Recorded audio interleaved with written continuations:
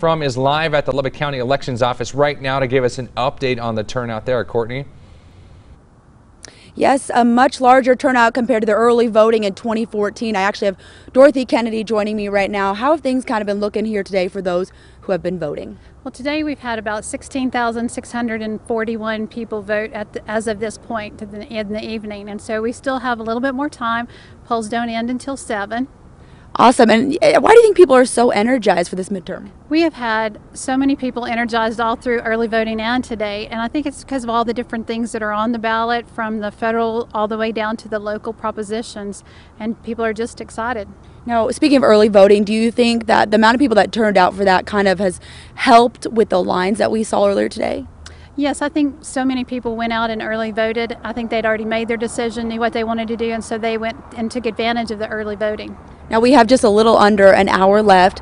Advice for people who still want to get out there? Well, go ahead and get out there, but take your photo ID with you, and as long as you're in line at any of the 37 vote centers, you'll get to vote as long as you're in line by 7 o'clock, no matter how long that takes. And then you were saying, what are you kind of expecting overall, number-wise or even turnout-wise? Well, we won't know till the end of the night what our final numbers are, and I never predict because that just gets dangerous trying to predict.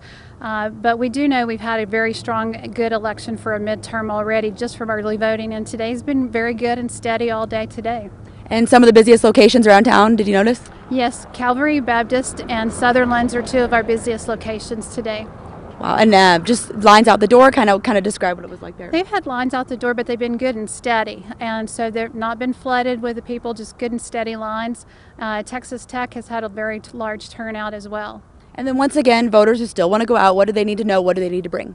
Go ahead and get out to your location and take your photo ID, your Texas driver's license or identification, a passport, anything like that, or your voter certificate, and you'll be able to vote with a photo ID.